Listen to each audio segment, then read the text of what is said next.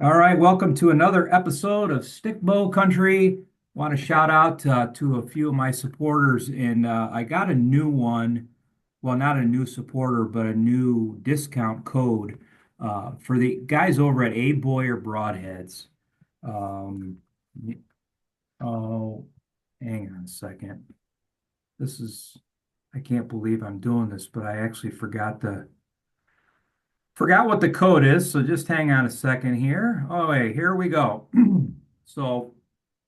I talked to Mike over there at A Boyer, and for the month of May, they're offering a discount code,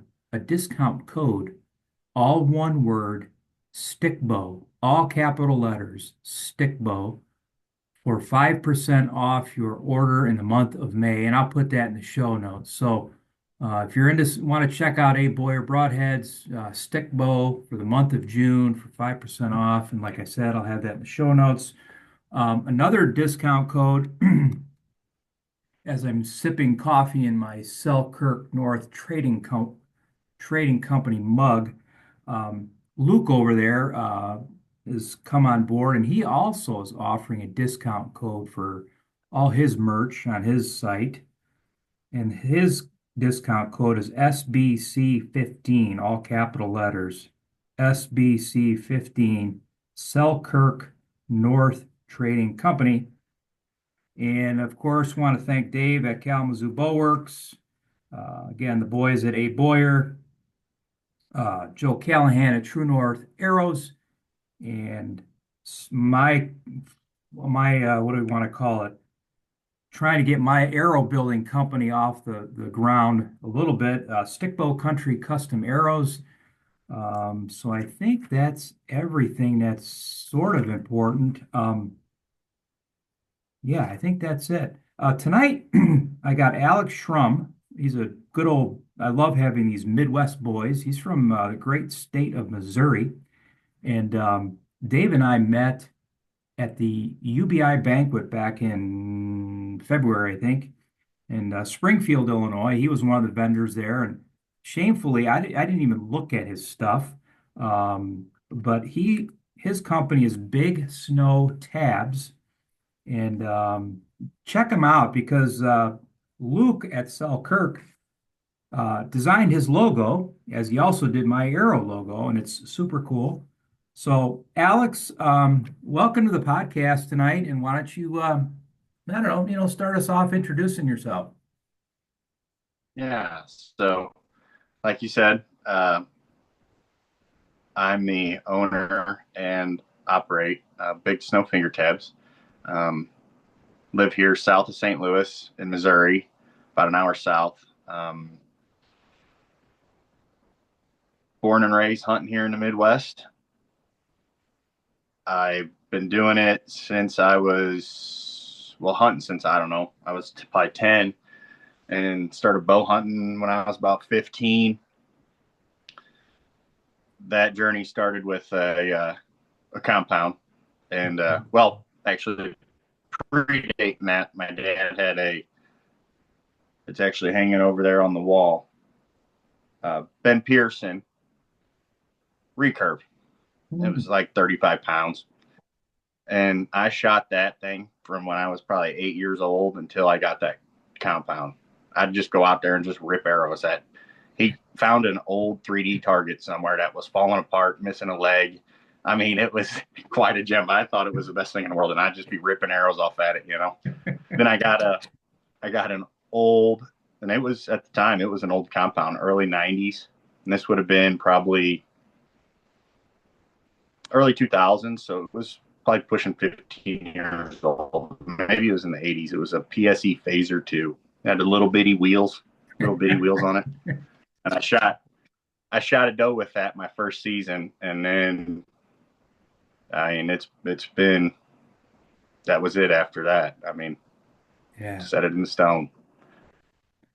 What So was so did your yeah, so who was your big influence to get you into archery as a young lad? Was it your dad or uh,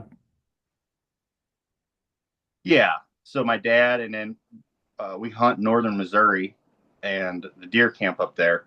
Some of the older gentlemen also archery hunted, it was, you know, pretty pretty common in Yeah. the crowd of people he ran around with. Um, and my dad was, you know, for his that time period, he had done quite a bit of archery hunting.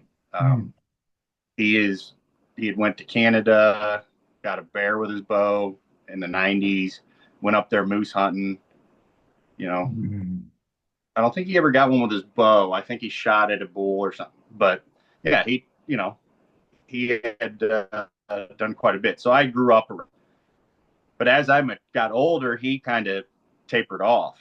He Mm. didn't hunt bow hunt near as much. He hurt his shoulders and his arms. And he got to where he couldn't bow hunt no Yeah. more, so he didn't go. So then I started hunting basically archery hunting by myself. Mm. Um, and fast forward, here we are on a podcast. Yeah.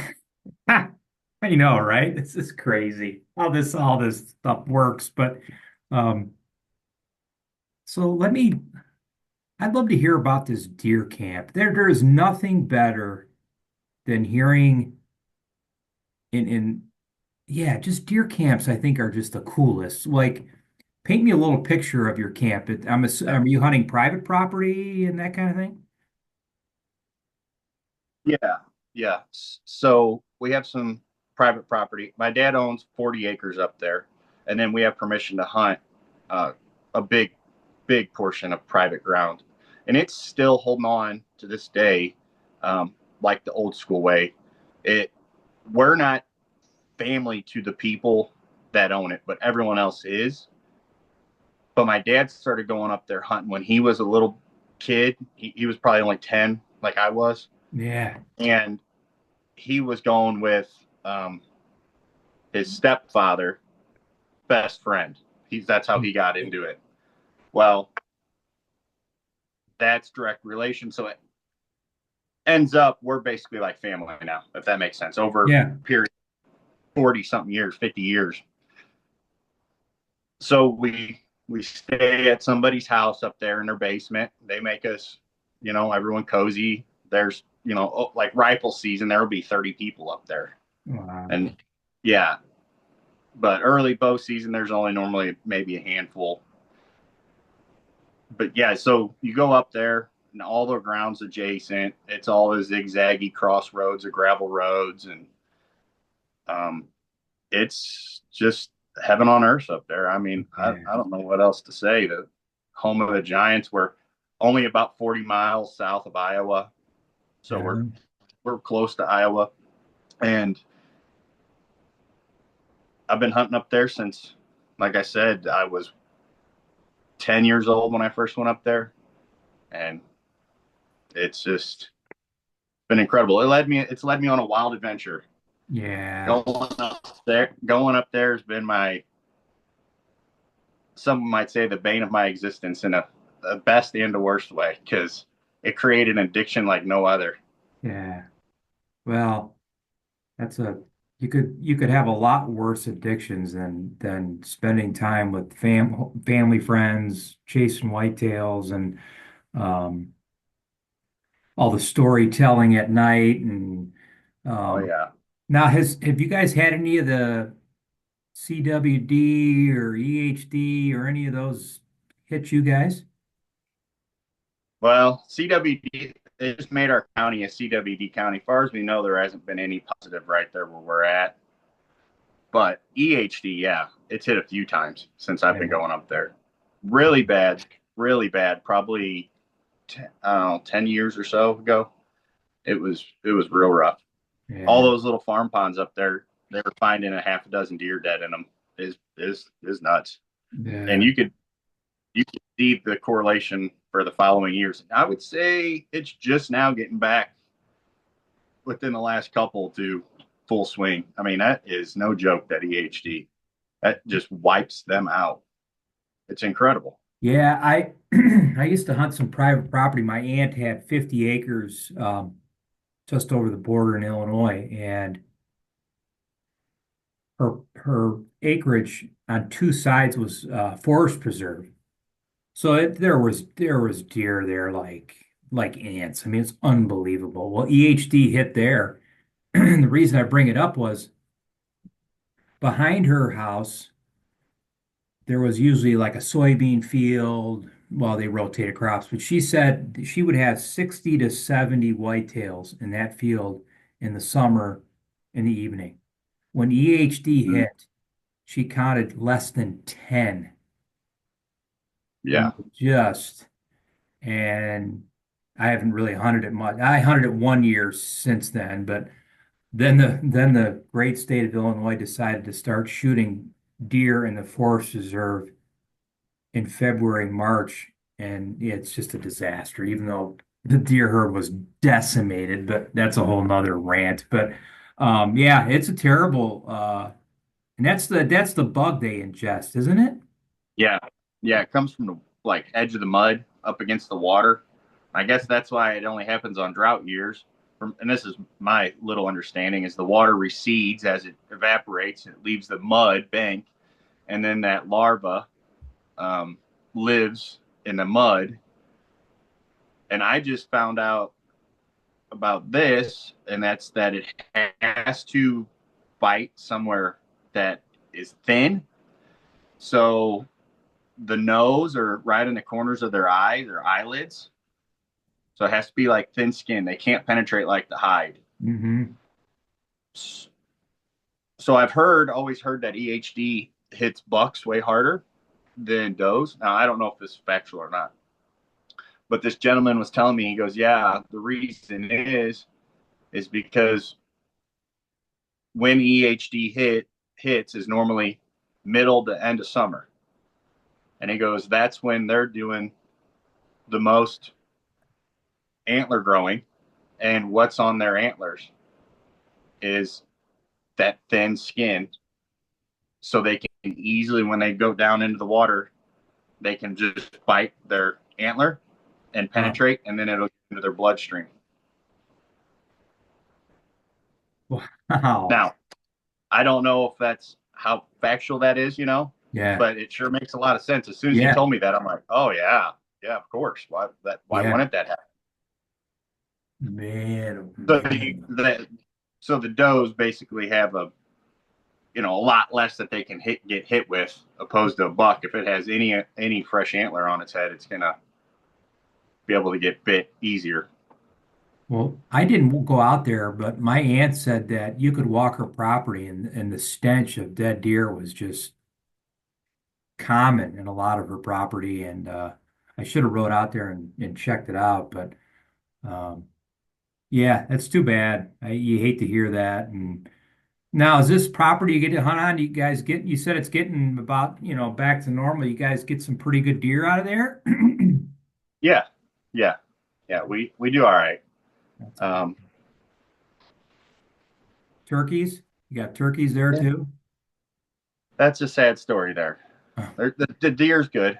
It's well. There's some my my wall of death over here to my left. If I spun the camera, there's some from here locally and up north. But the turkey situation is I don't know what happened up there. It used to be just nuts. You would hear so many gobblers, and it was just crazy. And now you can hunt all weekend and only see one.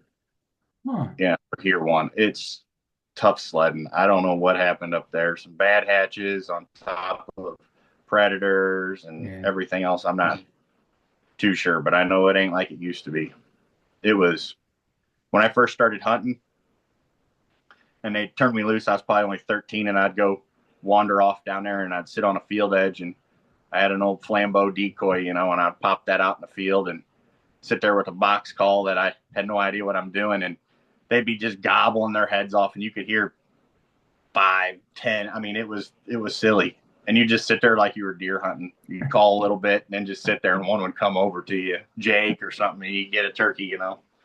Uh, but now it's really tough up there. But no, it's good hunting though. It's really Yeah. good hunting.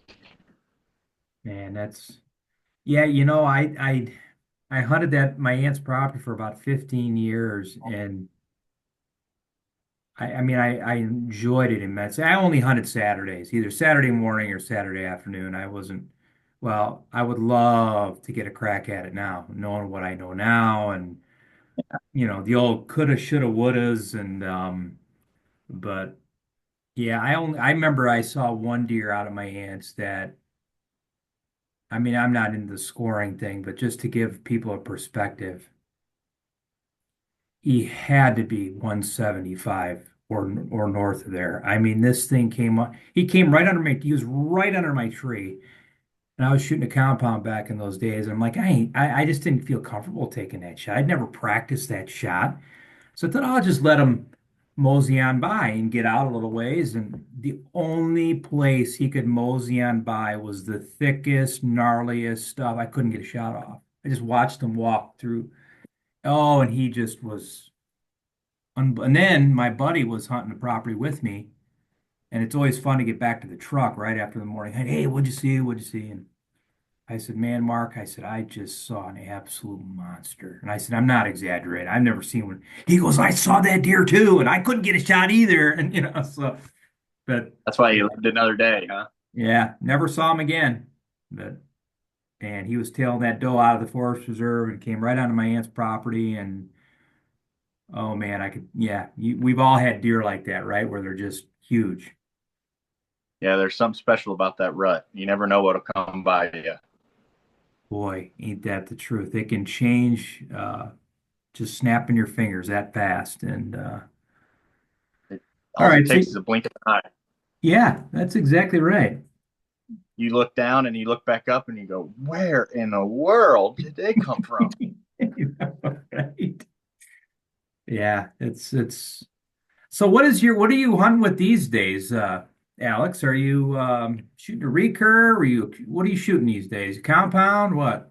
Oh, I've sold off all my compound stuff. Well, almost all of it. I got one bow that got gave me, but I've got one, two, three, four, five, three. Yeah, it's five, six. I guess I got six traditional bows down here. I Nice. got two long bows and three recurves.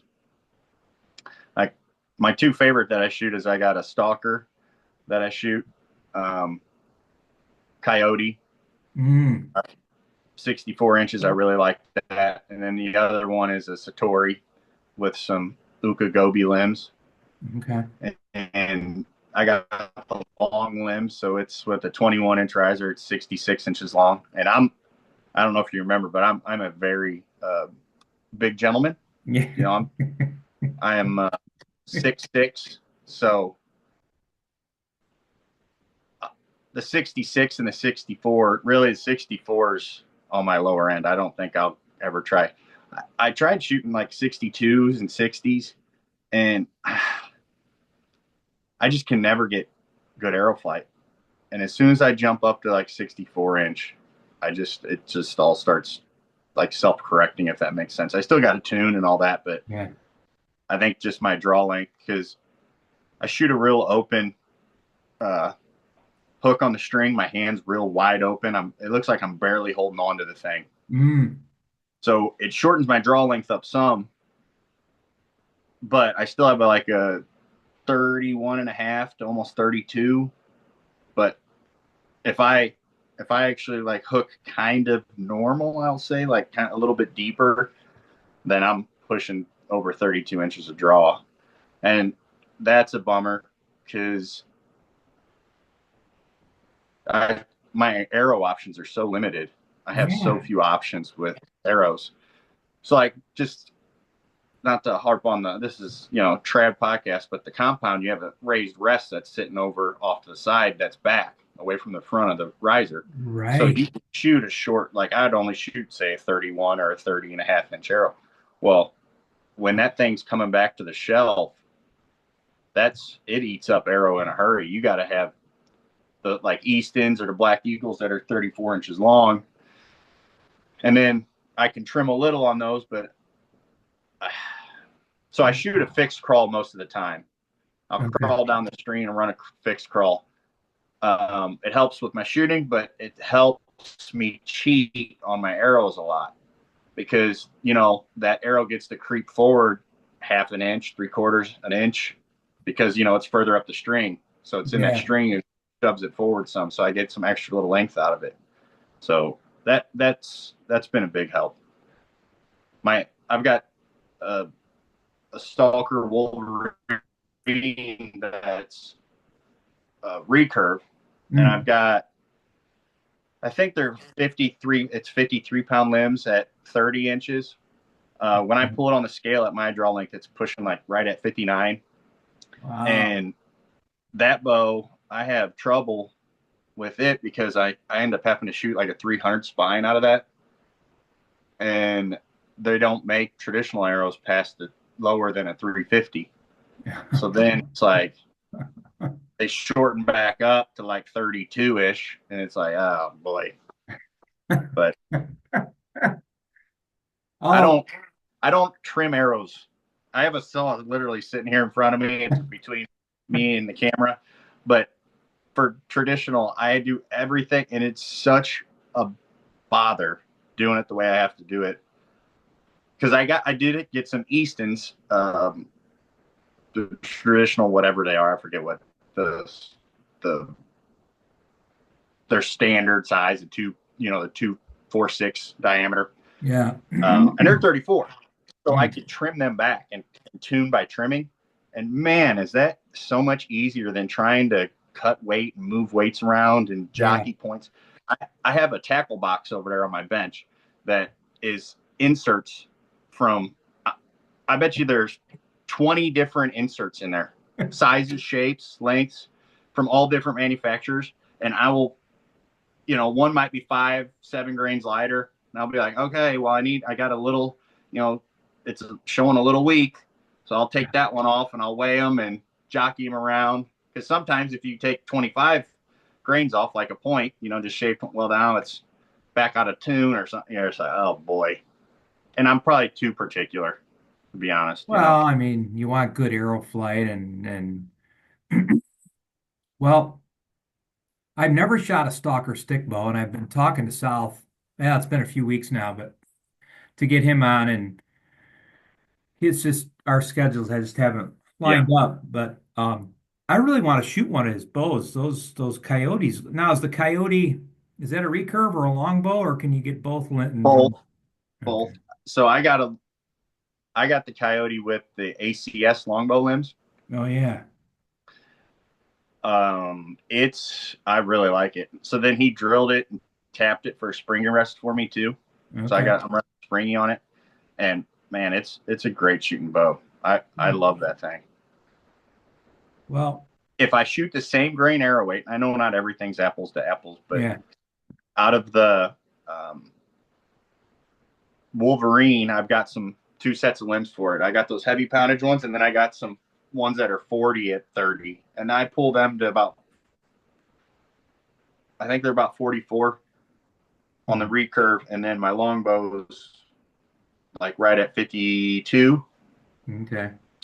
But if I shoot like a 10 grains per inch arrow out of both of them, so it's those ACS limbs perform just as well as his recurve limbs, his base limbs, not the Yeah. carbon or like that, but his base limbs. They're really impressive longbow limbs. Huh. Yeah. I think that arrow I'm shooting is like 550. It's like between 550 and 560.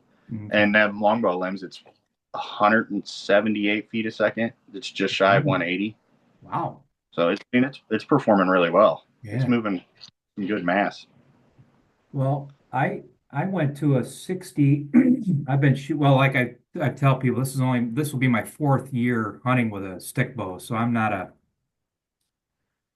pro by any means, but I just have been shooting recurves, and last year I switched to a Kalamazoo Bowworks 64-inch Manistee, and I'm not making this up. I got home from the Compton Rendezvous, and that's when I picked up the bow up there, and I got home and I had a little bit of light left, and I was amazed, A, at how quiet it was, and B, how accurate I was. And I am not Mr. Accurate with a stick bow, let me tell you that. But But I think that going, all my other bows are all 58 or 60. I think that extra 4 or 6 inches, at least for me, it just seems like, I don't know, it's more forgiving. I don't know. I Hmm. really like it. And Yeah, they definitely are more forgiving. Like the longer you get, in my opinion, yeah. which So, makes sense. That's why competitively they're shooting 70-inch bows. right. Yeah. They're not shooting 58 inches. No, there's a reason. Right. Um, have you shot a Kalamazoo Bow Works or a Sauk Trail? I have not. No, Okay. I have not got a chance to. That's well, you probably shouldn't because you're gonna end up buying one. But the I got the 58-inch Sauk Trail Kinsman this late winter or something, and man, you know how every Boyer, their grips they're the same, but they're different. And that Yeah. one for me, I really like. And some guys, everybody's different. And but I don't know. I'm making the switch to more of a longbow. That Kinsman is a 58-inch longbow. The reflex, deflex, what all Yeah. those fancy terms are. Um, Boy, it's a little shooter. And so, what's your broadhead of choice usually? What do you usually do with that? Oh man. Uh, I've got. I like. I like DPA three blades. I really like three blades. Yeah. Um, and then I also was shooting Simmons for a while. I forget which ones. The Land Shark. It was like the inch and 5/8 ones, Okay. and those performed well. And then I also have Cayuga. Have you ever heard of them? They're out of Australia. No. They make some really cool stuff. They have their old school, I think it's called, and it's like the traditional style, like stamp steel braced together. Mm. But these things are tanks, absolute tanks.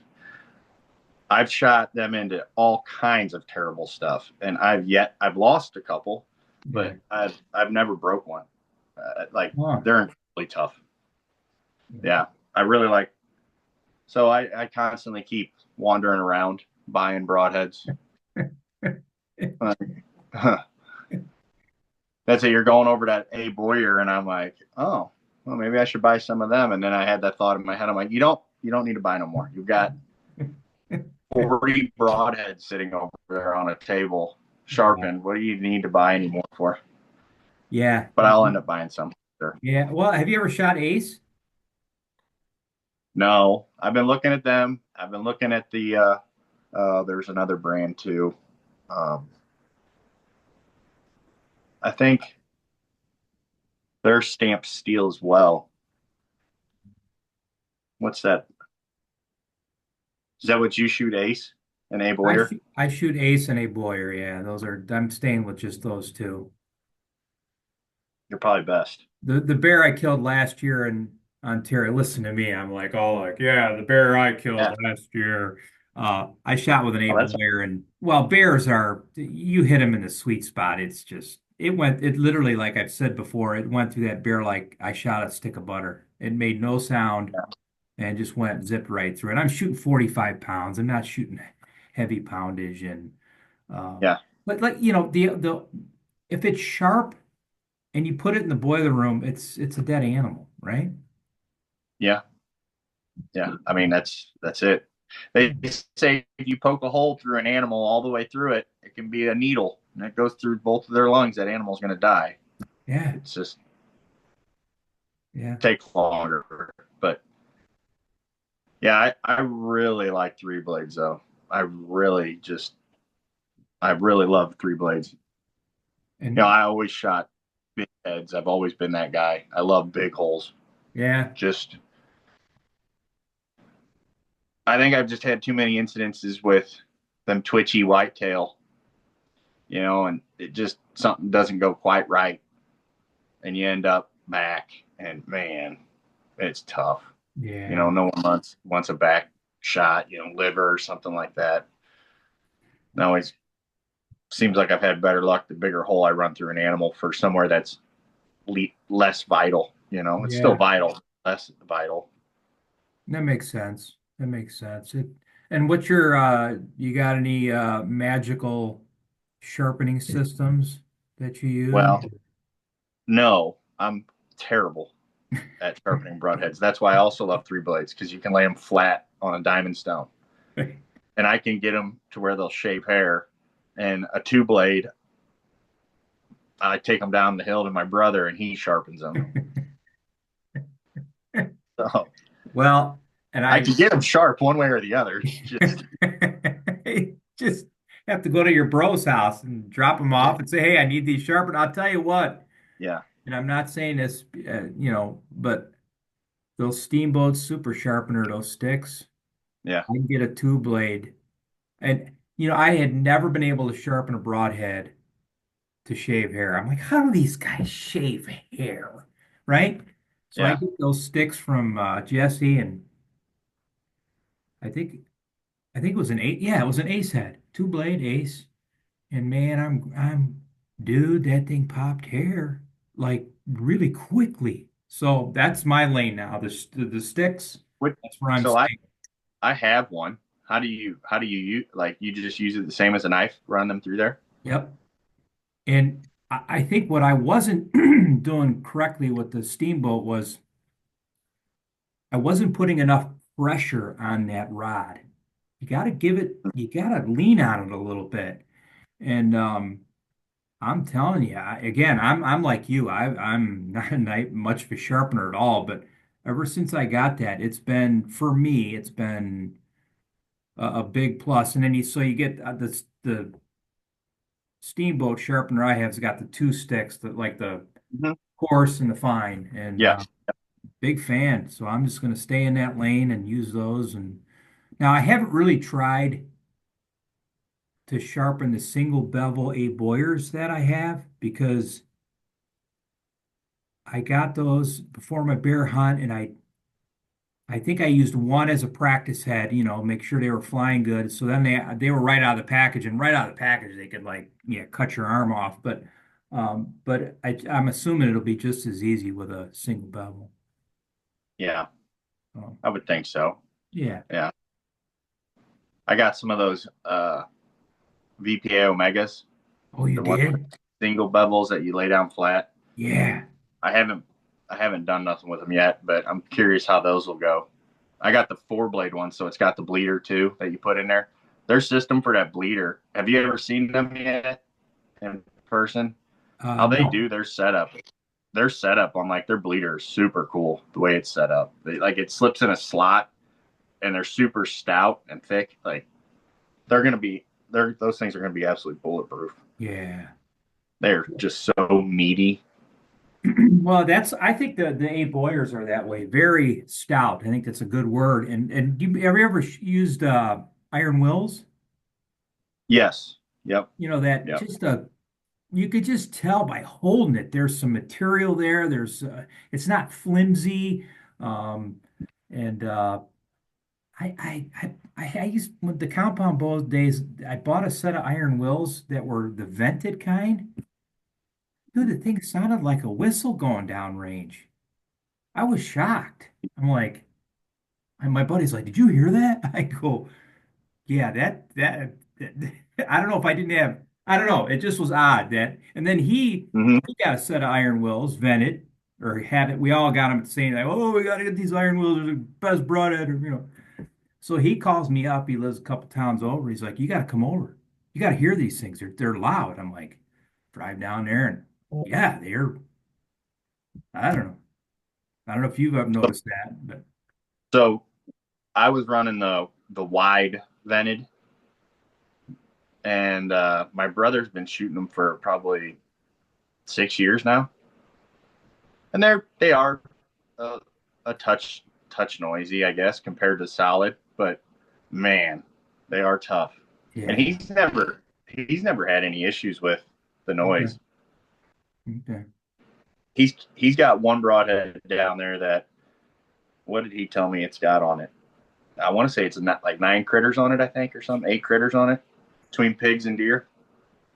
I bought Christmas. I bought him a 3 pack of those wides, Mm. and he shot those 3 seasons and never bought any more. He kept sharpening them and kept going and recycling and keep going. He still shoots 2 of them. The one got lost finally, but he still has the 2 of them.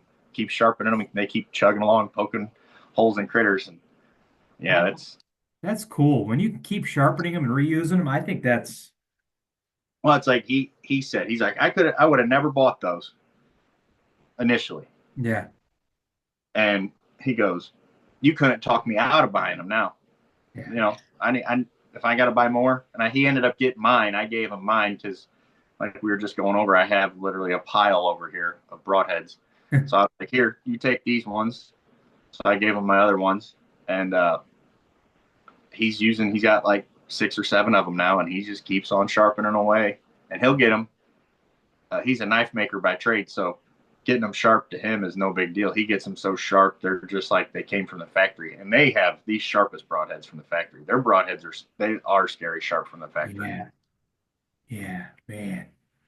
It's There's a lot to those broadheads, but Well, have you ever listened to I think his name is Bill Vander something? yes, Have you ever listened to him on a podcast break down his broadheads?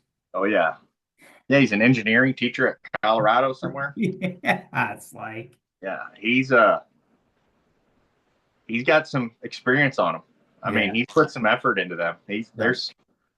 He's got a lot of R&D put into Mhm. those, and they speak for themselves in terms of their performance. I think Oh, they I do. agree. But Yeah.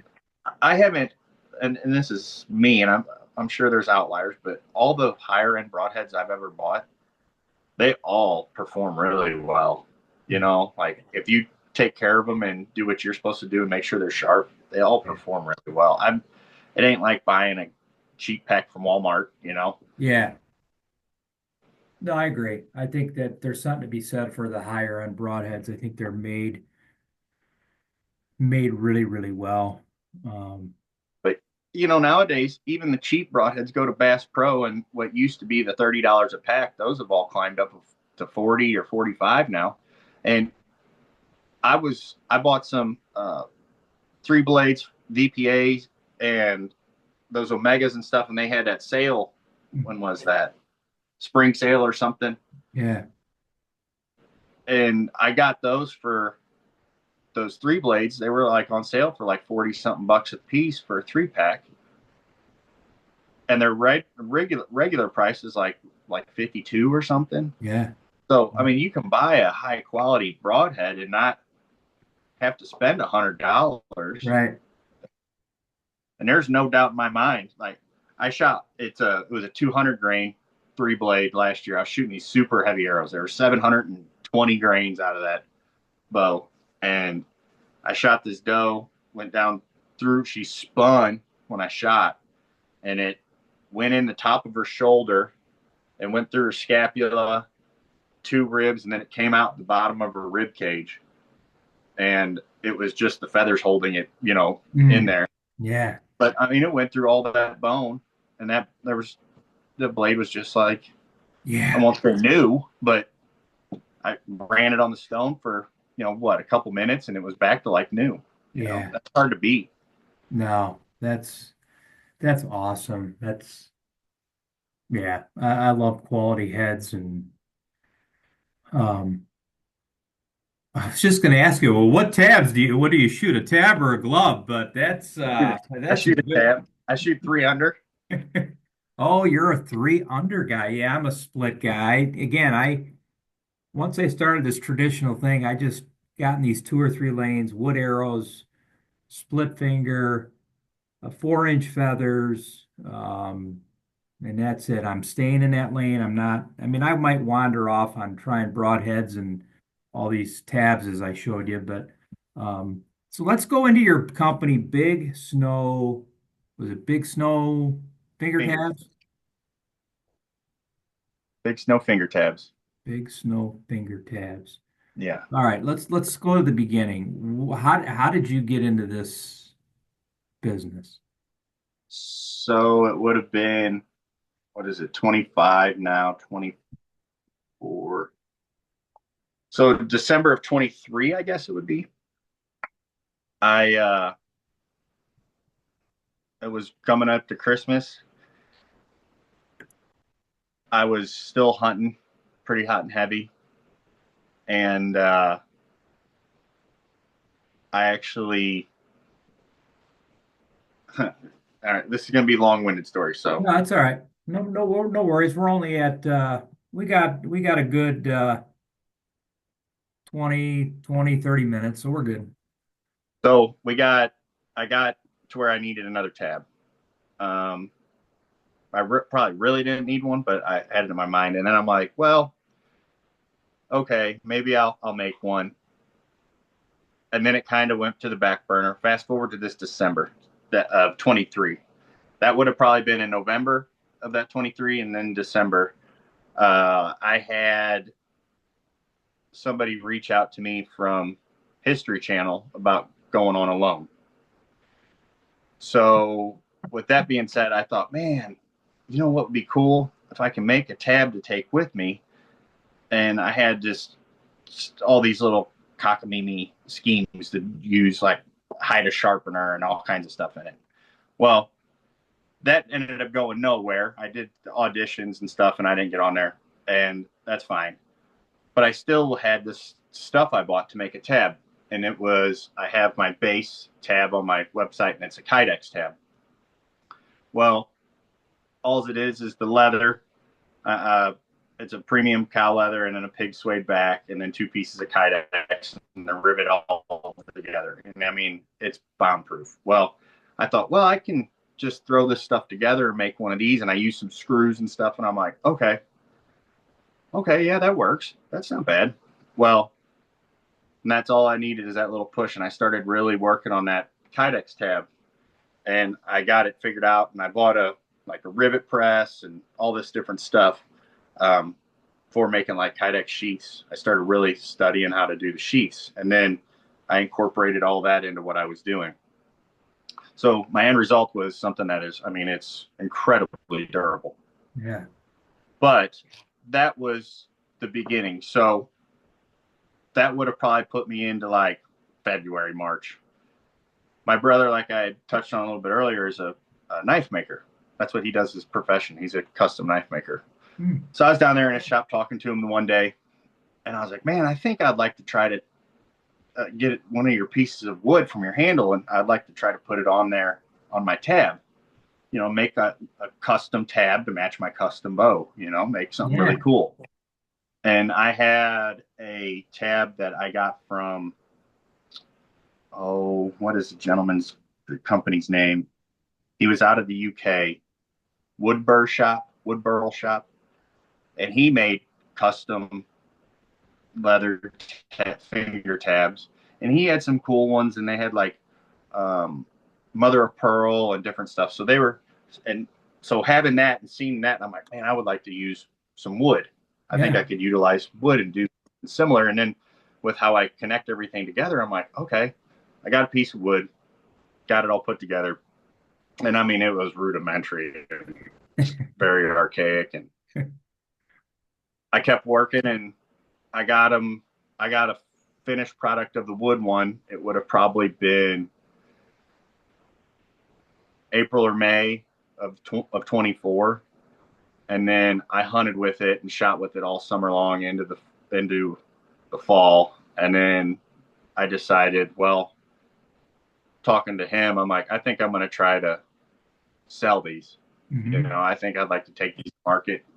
No one's really doing what I was doing at the time. You know, when I first started that of the wood. So I'm like, I think I want to take it to try to sell it, give people something that's not out there, and give Yeah. them out. And you be creative and then express themselves because it's no offense to anyone, but there is tabs. There isn't much expression. You know, you No. look at the market. There's not a lot of expression in them, Yeah. and I always thought it's kind of like, well, I've got this really cool bow and all this stuff, and I have this tool that I'm using as a tab, and that's great. It's doing what it needs to do. Right. That's perfect. That's what I'm Yeah. asking of it.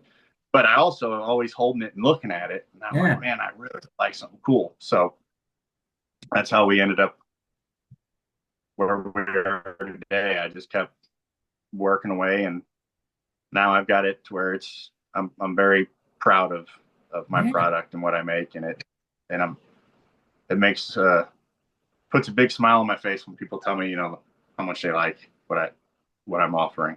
Well, But like my low end ones, those Kydeck ones, I made those to where they're really affordable in my opinion yeah. for something that's handmade. And I make them all in my shop. Everything is made and touched by me and sanded and finished and cut out and stamped. And um, but I just thought it would be cool to have options, all those bright colors and Yeah. camouflages and stuff. So yeah.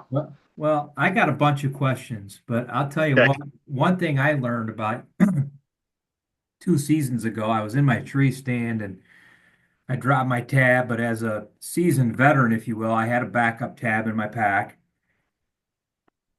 So I thought, oh, I'll get that tab when I get down, at dark or close to dark. I couldn't find that thing for nothing. Well, I did finally find it. So then this is what we have. When Yeah. this is from Andy Civil's Ace Outdoors. I had him on the pod. He's a super good guy from Yeah. Pennsylvania. I said, Andy, you need to get me some fluorescent colors on the whatever, what do you call this part?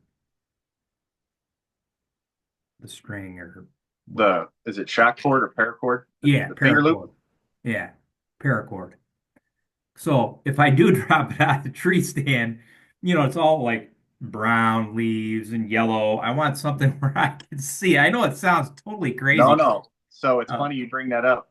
I like when I'm going to the shows and stuff, and I don't get much say on my website. People get to pick though. But like those wood tabs and some of the camouflage like Kydex or darker earth tones, I always suggest people. So like if I'm at a show, I use shock cord, so it's like rubber band, okay. and I have it in um, fluorescent green, flow orange, and now red. And I'm always like, if somebody gets an earth tone or a natural wood color, any of those, I'm like, are you going to use it for hunting? Yeah.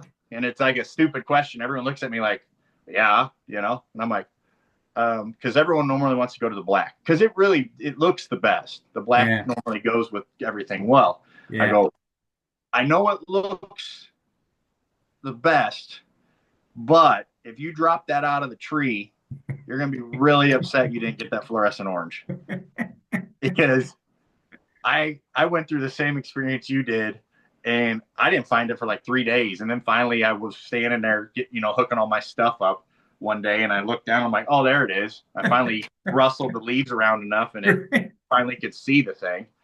My goodness, Oh, that's so good. I love that. yeah, that fluorescent that's important when it comes to that stuff. Yeah, no, it's You don't I need a don't lot. You just need something to catch your eye. yeah, yeah. Something that's not in the woods, if you will. Now, I got it. One of my questions is how did you come up with the name Big Snow? So I was when I turned, I guess I was 19, no, 20. Decided I wanted to be a professional fishing guide. And I went to Montana and went to this like little program thing and moved to Oregon with my girlfriend at the time, who was now my wife, and was living out there. We lived in Southern Oregon. And I applied to all these places and I got a job in Alaska as a fishing guide. So I Mm, worked up there and then I guided in Oregon, Washington.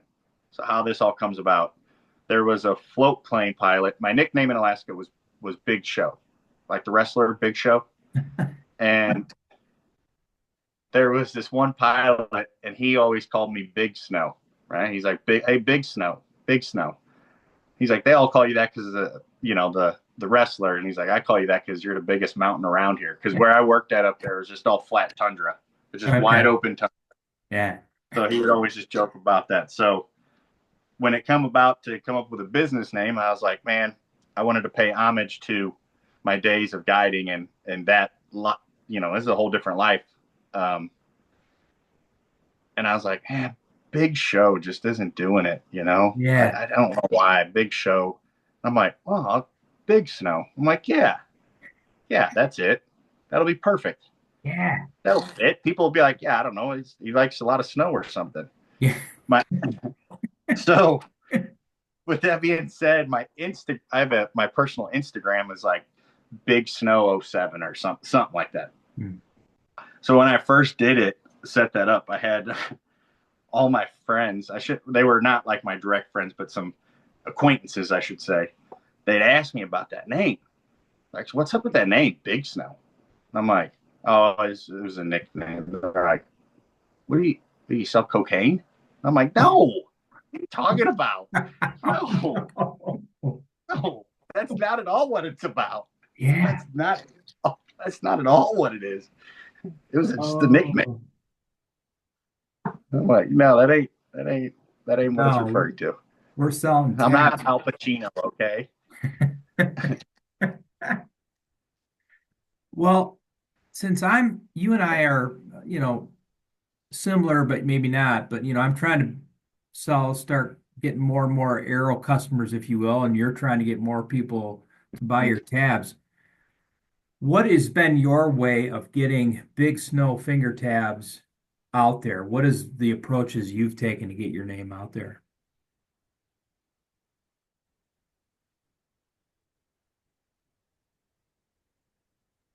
Well, mainly just trying to go to. I have Instagram and Facebook and all that set up, and I utilize them and I post stuff on there, but I'm not good about self promoting on social media. Yeah. I don't really like it. It makes me kind of feel uncomfortable for some reason, Yeah. like I'm braggy or something. I don't know, and I don't. That's just not how I like to be. So I just been really just trying to go as much to the shows as I can get away with, shows or events, and it's going to be a slow road for me. Yeah. I'm. It's just my tactics. It's going to take a long time to get where I hope to go, and I'm planning on going, but we'll see. I just got um, became a sponsor for Whiskey City on their group. You just did too here recently. Yeah. Dave is the best, isn't he? Yeah, yeah.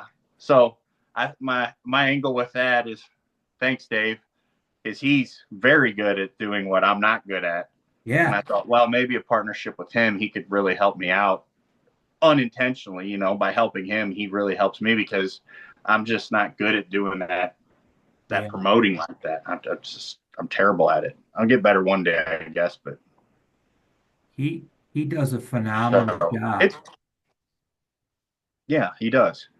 He's very well spoken and he talks to people. He's super nice. Yeah. Every time I've met him so far, he's just been an incredibly nice person. Yeah. I just been floored by how nice he is. No, that's really cool. Well, I do quite a bit of self-promoting, I guess, but I'll try to get your logo out there on my end too and tell everybody, hey, you got to have 3 or 4 of each of these big snow finger tabs in your pack this fall. But um yeah, I know what you mean though about yeah, you feel like you're kind of bragging, but you really got to get your product out there. So that's good. Are you gonna go to the Whiskey City? I think he calls it the Classic in September. Do you know? Yeah, I'm gonna try. Yeah, Yeah, me I'm gonna too. really try. And then I'm going to Compton's too. Oh, A oh, I got excellent. a booth in the tent. So I'm super excited about that. So I'm Oh, hoping to hit those will be the last two that I'll be able to make. But yeah, I'm hoping to make both of those. Well, for sure I'll be at Compton's, and then I'm hoping really to make it to Dave's event there. yeah. Well, when you go to Compton's, you will literally go. the expressway that you're going to go, at least I think that you'll take. Well, I'm not exactly sure, but anybody that goes through northern Indiana is within like 2 miles of my house. Um, but that's cool, dude. I'm glad you're going to Compton because it's the last year in Michigan. Yeah, Uh, and it's only like an hour and 15 minutes. I only go for the day. I'll just go for the Saturday. And oh, that's cool. I can see you there. And yeah, hopefully we could also do the Whiskey City. I'm going to try to make that um, as well because I want us to. And again, talking about how we get these basically side hustles, if you will, right, yeah, growing. I think supporting clubs like you're doing, like a Whiskey City, is good. I'm making a dozen arrows for the North Idaho Father's Day Rendezvous. I think that's a good way to do it. Get your name at these traditional clubs, if you will. I think, and it's inexpensive, right? yeah, yeah, No, yeah. It is. no, that's Yeah, it's. I mean, that's um, the only avenue I see that's going to suit me to go about my business. Is going down that road. And there are guys that promote primarily only on social media, and they do really well. yeah, And I kind of envy them, because yeah, they do a great job and they take these beautiful pictures of their product and they do all this stuff. And I just, I run out of time. I yeah. focus on, I focus on my actual product, and then I got to work for a living, and I work quite a bit. So something can't do it all. Just do my. No, no, you can't do it all. Have you looked into, or did I see, do you have an ad in any magazine at all? No, I don't think so. Okay. Um, well, I think we were talking, yeah, beforehand when I was showing you these finger tabs that I got from Standing Wolf, the guy over there at Trad Hunters Magazine. Yeah, Uh, put that in the back of your mind for in the future, maybe. I Very I affordable. reached out. I reached out to him, and he's yet to get back with me. So I'm hoping to hear from him. Okay. Very affordable, way to get your name out there. Um, yeah, just something to consider. But you just can't beat going to the shows where you get to meet people, people get to see your product. So I think you're gonna, have you been to Compton's before? No, no, Oh, sir. it's don't bring a bunch of cash because you'll go through it within about an hour and a half of being in that vendor tent. I trust me, it's bad. Yeah, I'm excited. I'm bringing my whole family up there. So, Oh, good. yeah, my two kids, they're little. They'll be 4 and 5 when we're up Okay. there. Um, but there's plenty of stuff around there. It looked like for them to do. Yeah. So what's your long-term goal with this company, Alex? You want to make it a full-time thing or Yeah, I mean, if that came to that, sure. Yeah, yeah, but if it doesn't, that's fine too. yeah, I just, I don't like you said, it's a side hustle, but I just enjoy. I really enjoy doing it, and I I've really the thought of people using my product and it being directly linked to them hunting and their success just yeah, drives me with so much fury on making sure my product is perfect. And I do my best to make sure everything is just right. Um, and like you said, it being at the shows and stuff, and I think that's where I excel too. Maybe not talking to people, but just let them see what they're looking mhm, at. Pick the stuff up, handle it, look at it itself, feel it. And I think once you see them, it's kind of like when you go into these things and you pick up a custom bow, yeah, it's got some soul to it. yeah. Well, to me, there's nothing better than there's nothing better than buying products from individuals that are making it. I don't care. I would much rather buy stuff. in this community of, I could just text you, hey, Alex, or hey, whoever. Um, you're not dealing with somebody in another country. You're dealing with the guy that's actually making it. And I don't know, that's to me, I love that. The older I get, I love that part of this community is being able to just connect with people that are in those ways.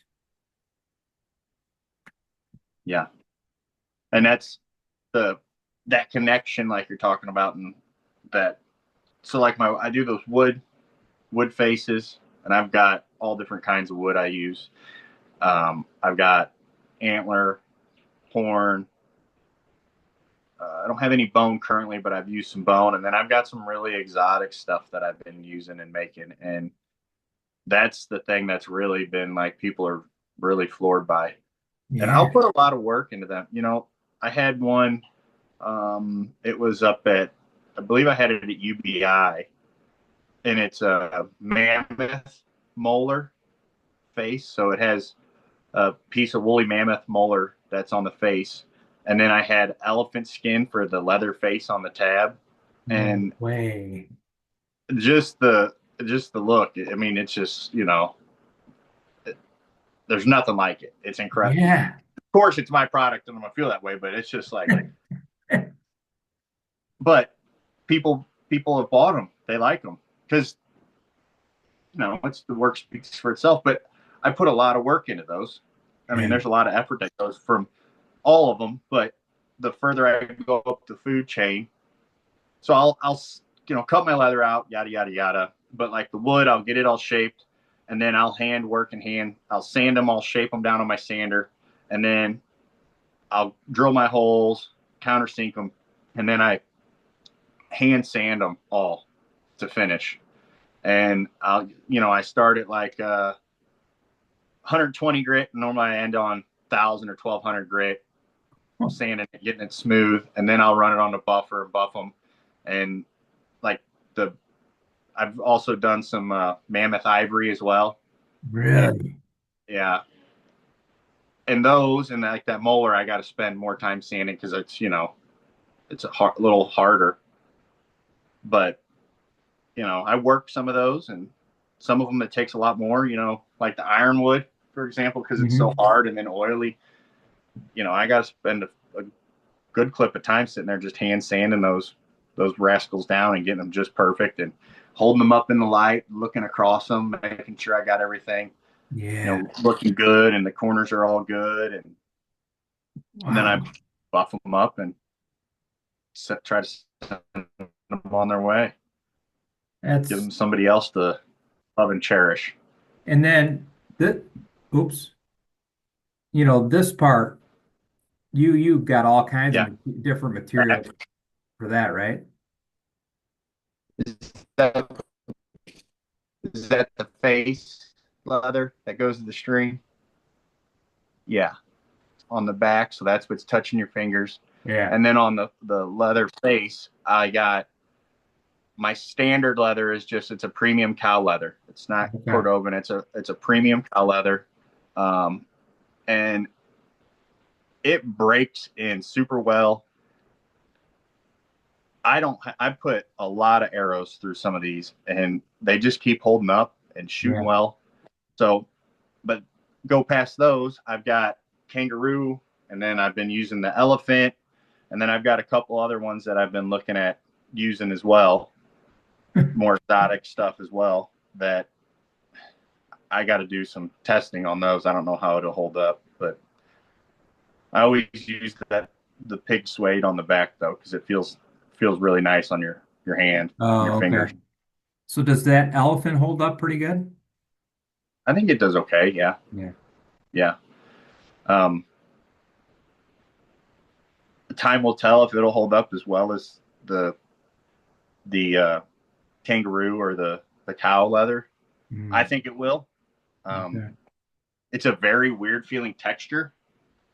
I don't know how to describe it, but it's a premium product. I mean, there's nothing that looks like it.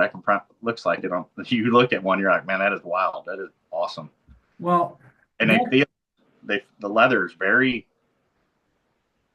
I don't know how to describe it. It's just a very different feeling type of leather.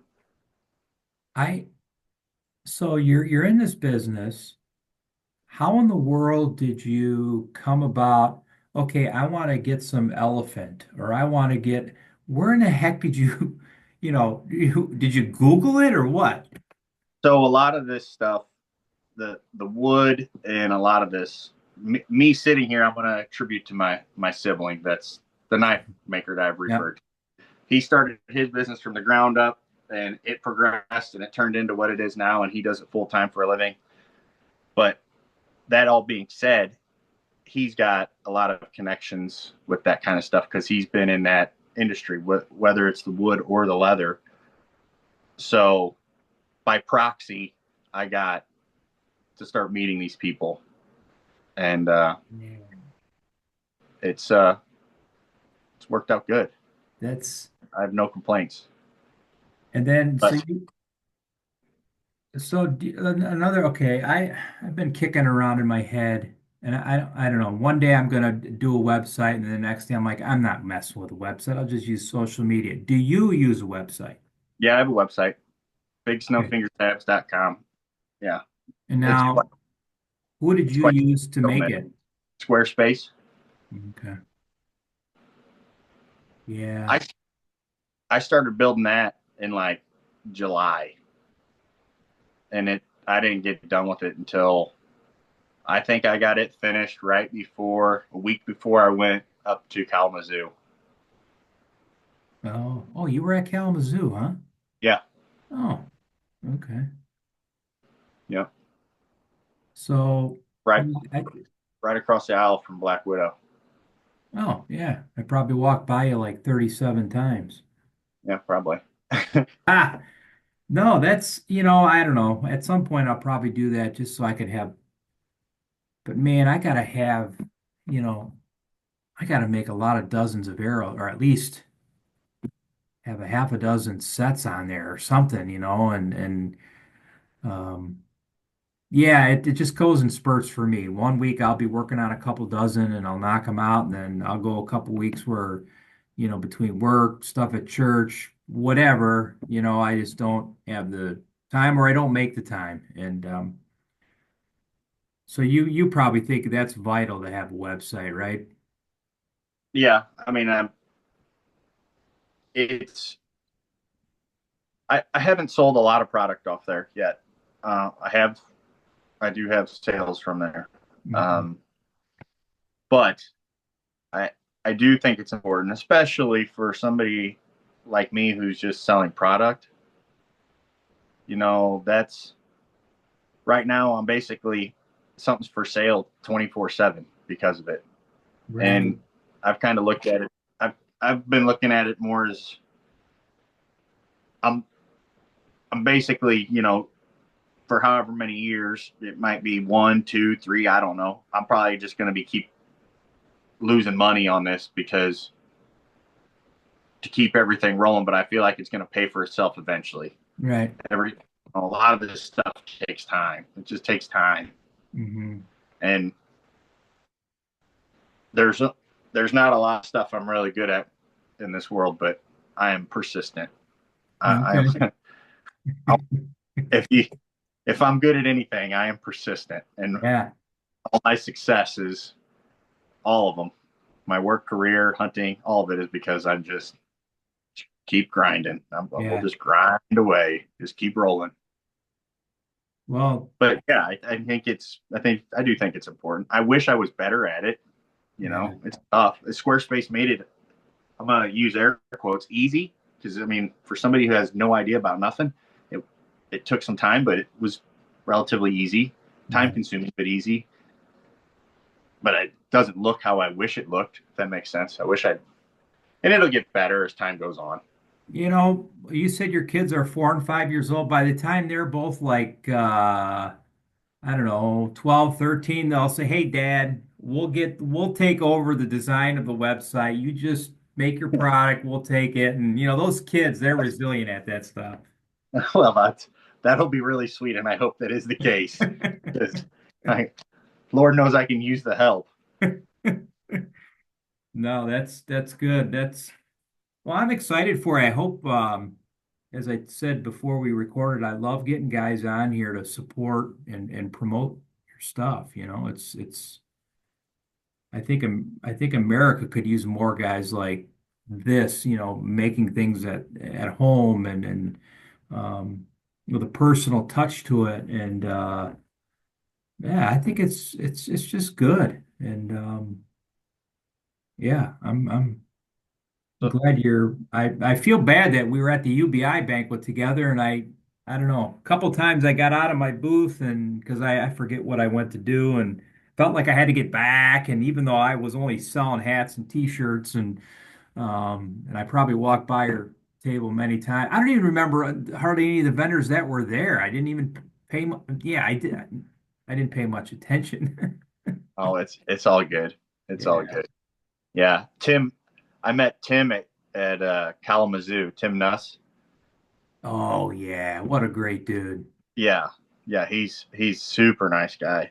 Yeah. And I met him there, and he's like, "You need to come up. You need to come up." And I'm like, "Okay." So then got home and got in contact with him, and I'm like, "All right, I'll come up there."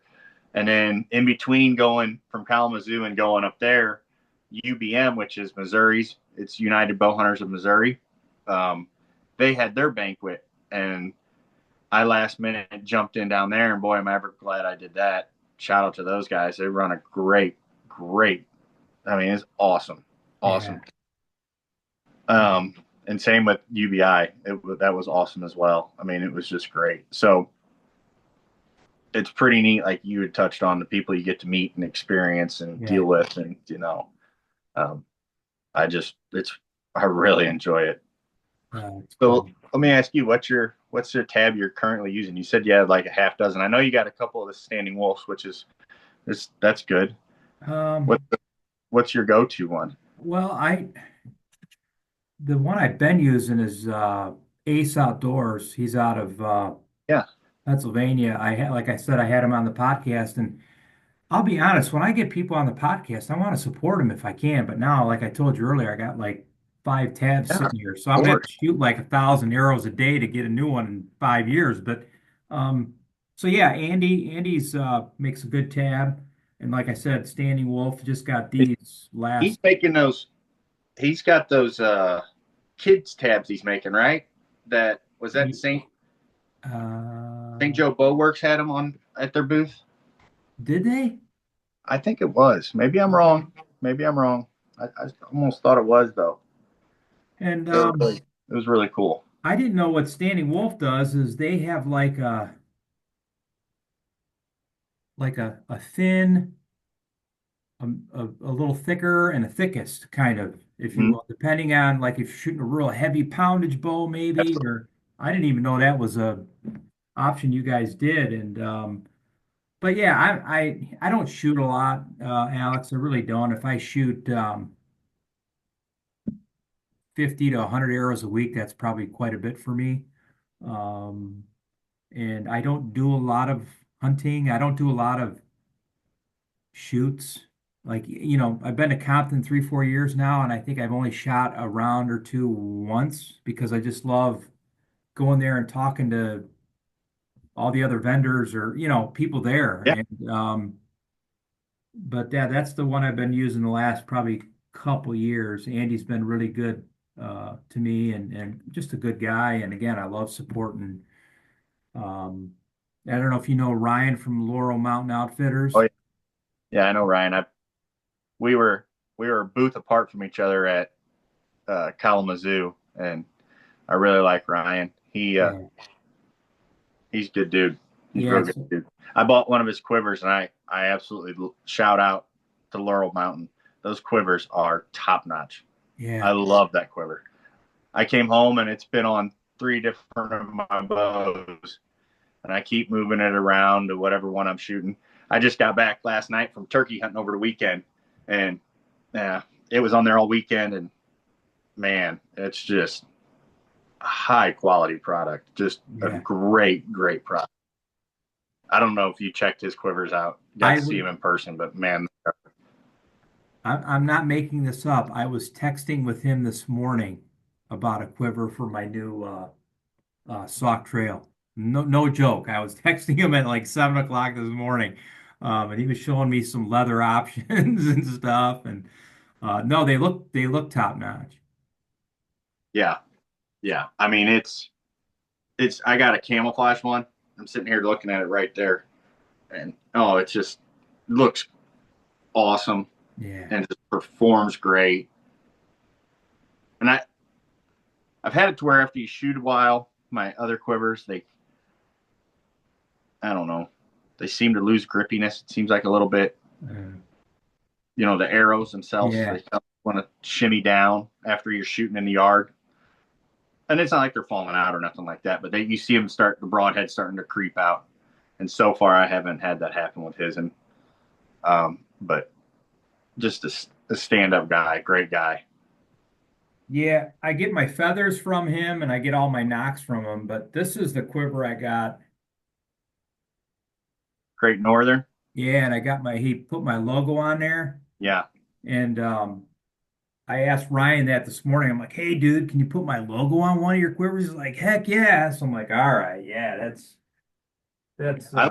I don't, I've got a Selway, a Great Northern, and Laurel Mountains, and they're all good. But I don't know. I really like Ryan's way it yeah. holds on the bow. It just Okay. holds super tight to the bow. That's He does a wonderful job, man. I got the one it has the aluminum arrow for adjustable. oh yeah, yeah, yeah. So right now I've got it on my Satori, and then I'll take it and put it on my Coyote, which is probably, I don't know what that 3-piece longbow riser is, 14 inches or something, and just collapse down. Man, it Yeah. looks sweet. Ah, Looks on all of them. yeah, that's Ryan's a Well, good dude. you'll be happy when you get it. Yeah. It's He come up with it's really clever how he did all that. I really like it. no, That's that's was that your first time to Kalamazoo?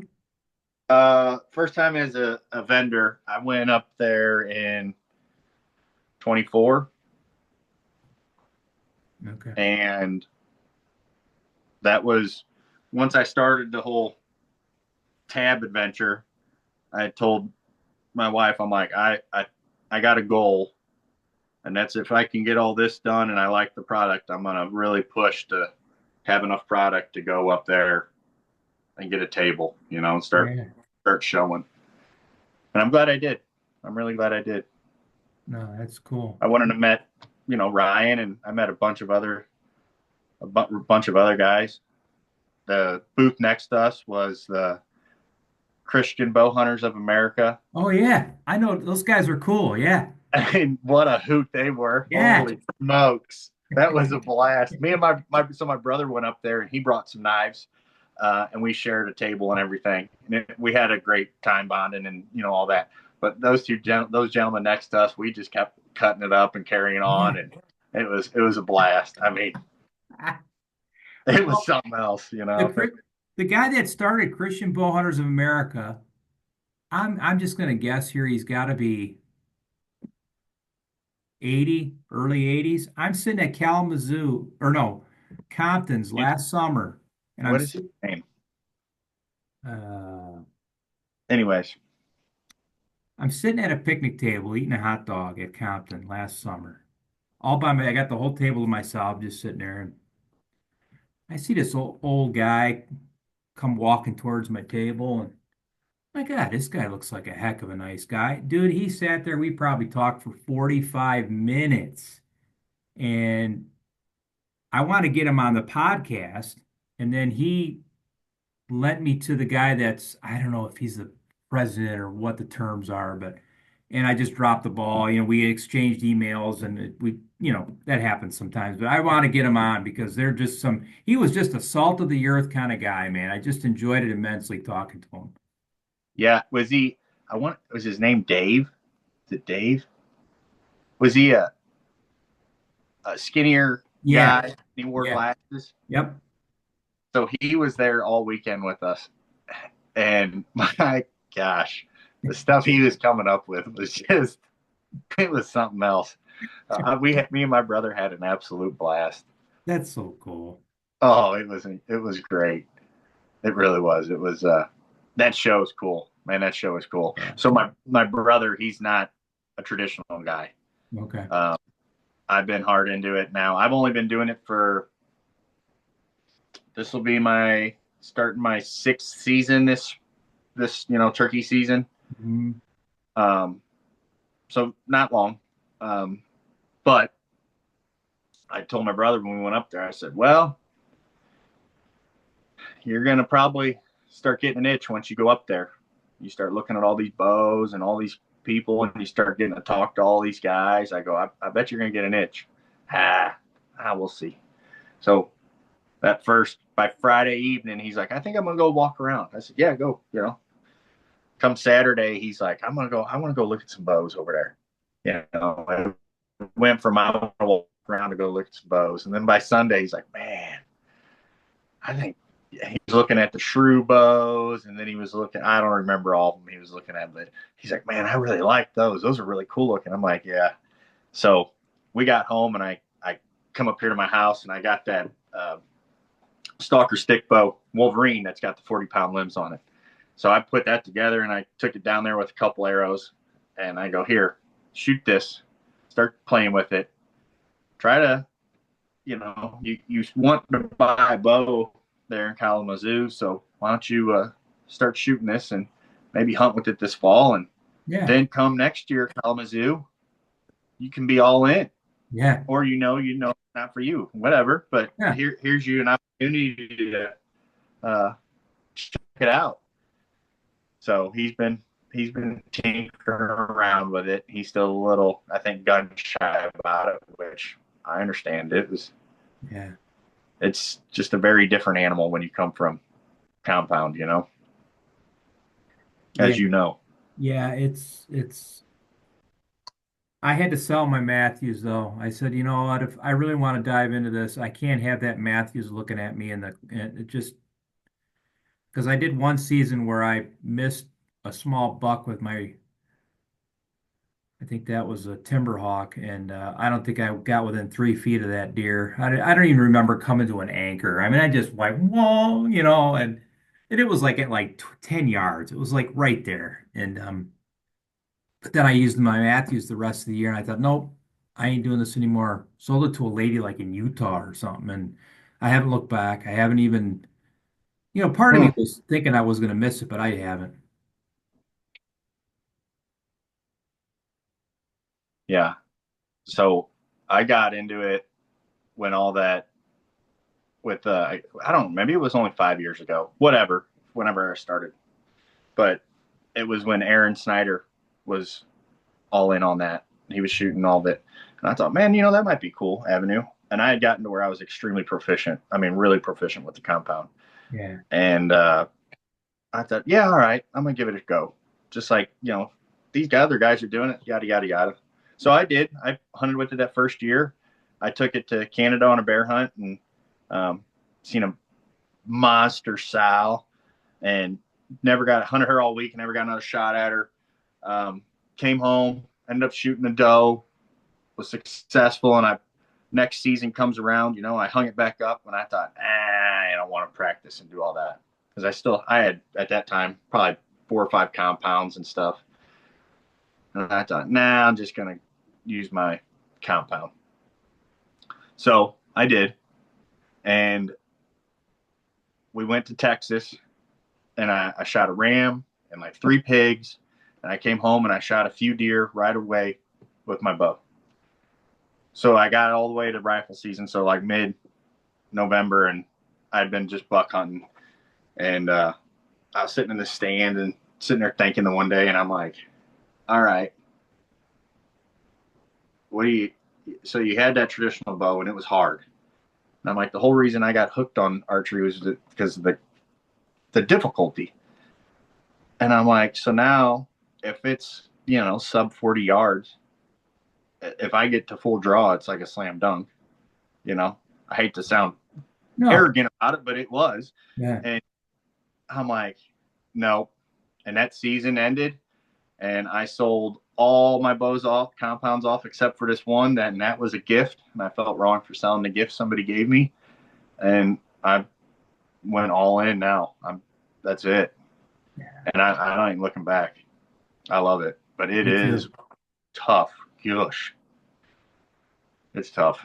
Yeah, there's no picking it up a week before opening day, and if you don't, if you haven't touched it all summer like you could do with a compound, you ain't doing that. Well, I know I could never do that with a traditional. And that, and from like me, I'm obsessed with shooting, even with a compound. Every week just shooting arrows, logging arrows, and I'm the same thing with this. It's just I was like, oh, it's a little harder. I got lazy, and now it's still hard. And I'll go out there and have days, and I'm like, oh yeah, yeah, let's go to. I think we need to start thinking about going to IBO or something. And then the next day, I'm like, oh my gosh, I need to just throw these things in a burn barrel because I can't hit nothing. I'm like, what is wrong with me? That's exactly how I describe traditional archery. I'll come in, my wife will go, "How did you shoot tonight?" I go, "I shot like absolute garbage. I had one here, one down here." And then the next night I'll go out and come in, "How did you shoot?" I said, "Man, I was bringing it tonight. I was in a, decent group." Yeah, And but that's traditional archery, I think, for the average guy. It's just yeah, there's so many things you got to do. You got to get that anchor. You got to, the release. I mean, you know it. With a compound, it's just, well, there's different releases, but basically pull the trigger, and yeah, it's a different animal. yes, it is. It's a completely different animal, but it's a great thing, and I don't think there's much like it. I mean, No. it's when you are successful, it's just like the most incredible feeling. I went to Colorado last year for archery, elk, Mm. over the counter, and I took my Satori, and that's what everyone told me I was crazy. You're not taking your compound. You're not taking a compound. No, no, I'm taking this. Yeah. And you know what? I got the full draw twice, and they never took a step forward. It was both were cows, but regardless, Yeah. I was they were legal. And the one cow, she was at like 8 or 9 yards, standing there, and there was a limb right in her vitals.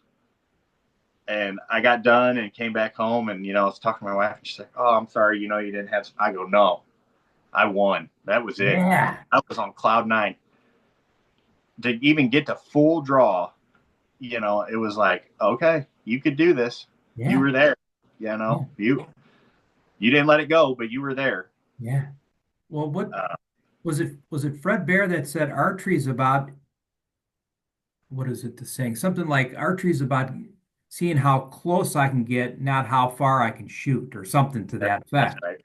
And that's what archery is all about. It seems like we've gotten in the last 10 years, we've gotten to this let's shoot critters out to 100 yards with a compound and I mean, I don't know.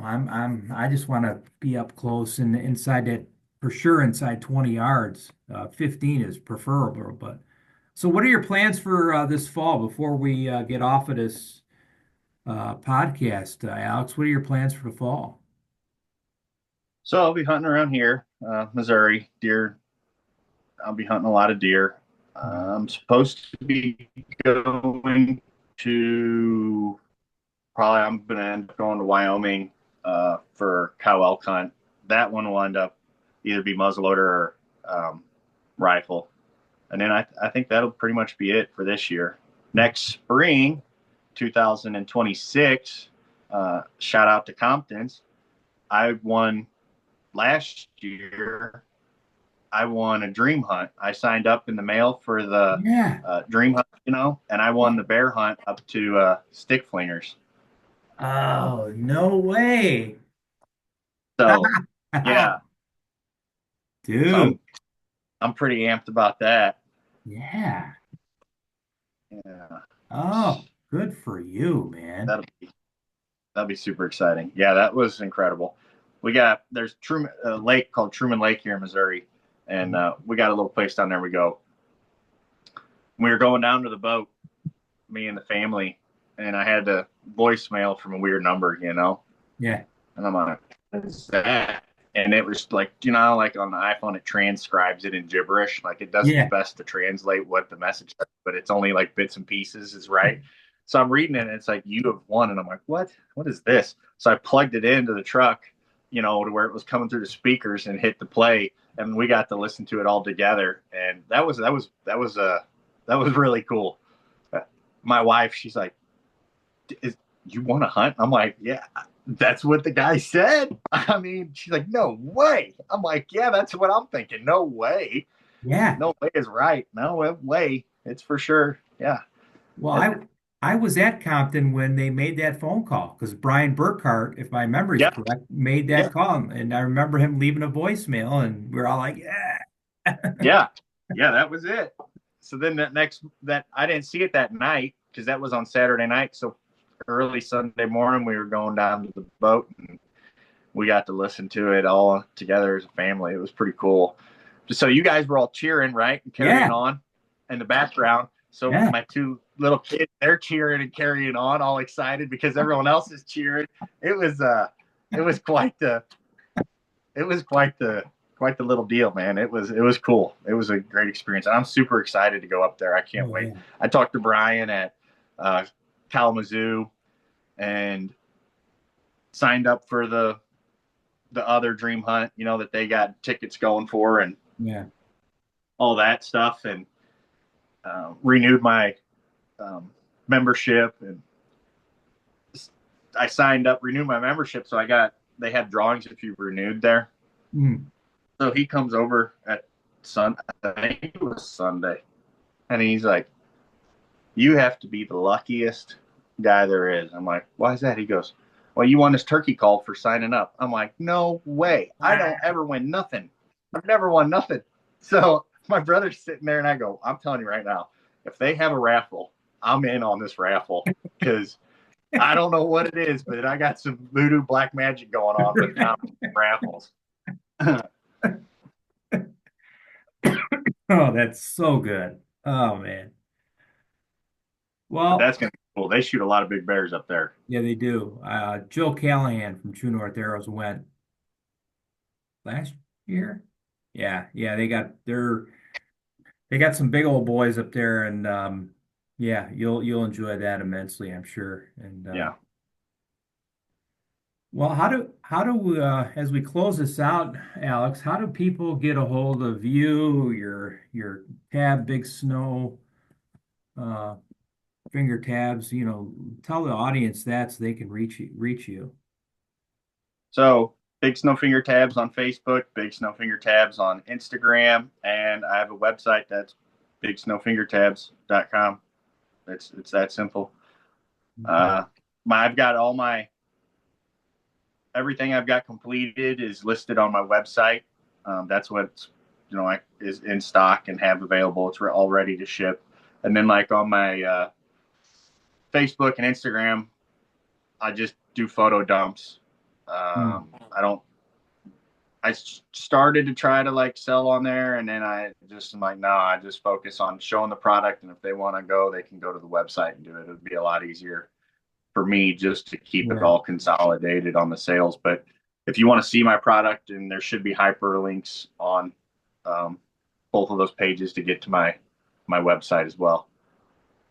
Okay, And and you'll be at check out everything. Compton's this summer or this June, so that'll be good. They can look you up there. Um, Hopefully you and I will be at Whiskey City, the Classic in Yeah, September for whatever day or two or three or four, whatever it is. And well, this was fun, man. I appreciate you coming on, Alex. I want to promote your business and continue to see it grow, hopefully. And yeah, this has been a blast. yeah. I had a great time. This was super enjoyable, really enjoyable. Good, good. And if you ever, I meant to ask you earlier, if you ever get any merch, hats, t-shirts, now that you got that slick logo, courtesy of Luke, Mhm. yeah, if you ever Yeah, get he did any a great merch, job. I'd like to, I'm big into hats and shirts and stuff. So, Okay, uh, yeah, yeah. He did an awesome job. well, I messaged you about who did Yeah. your logo, and then I went and got in contact with him, and then he did my logo, and we talked on the phone and was BSing and all that, and then I told him how I got that, and then was telling him, showed him like a picture. He looked at a picture of what my logo was prior that I just used some AI generated thing, and Hmm. um, then he come up with that logo and the arrows for a snowflake. Yeah. I just Yeah. I fell as soon as I looked at it. I'm like, oh, that is so clever, man. Because Right? he told me, he's like, well, what do you want? And I'm like, I don't know, man. I am. If you put the wood in my hand and I can hand sand it, I'm super creative. But when it comes to imagining something like a logo, I'm like, I have no idea. And he's like, Yeah. well, a lot of people say that, but they really have something in mind. And I go, I'm I'm being frank with you. I have no idea. Yeah. I go, if you want to see what my little peanut brain come up with, it's that AI generated one. That's as clever as I could get, and that's not very clever. And he's like, all right, and then he came back with what he did, and I'm like, oh man, that thing is just he Yeah. knocked it out of the park. No, I'm glad He knocked that it out of the park. that worked out. And I'm no, glad this you is, posted who did it. I'm glad posted your new logo, and yeah, you I were got my t-shirts from Luke with the logo, and it turned out great. yeah, and then I got some mugs with my logo on it that I can order if I want. And um yeah, so if you ever go down that road, let me know. I could at least buy a hat or a shirt. Like I said, since I got 17 years worth of tabs now, but it's all good, man. It's fun. That's right. It's good. I look forward to seeing you in person. Man, Compton will be here in not You'll even, blink your eye. yeah. So What, a month and a half, just yeah. over. So yeah, I got to get busy in the shop. Got to get a lot of product made. I'm hoping to go up there with 100 plus tabs, Okay. and I got some really cool and unique stuff I'm going to try to get done for up Okay. there. And I Excellent. think you definitely got to come by and look at Yeah. the stuff, check it out. There'll be Well, something there. I'm sure you're going to be like, "Wow, I've never seen nothing like that." yeah. No, that'd be good, man. So, but yeah. All right, Alex. Hey, thanks again for coming on, and we will talk at Compton's for sure. All right. Thank you, sir. I All right, appreciate man. you See having you, me on Alex. here. All right. Bye. Bye now.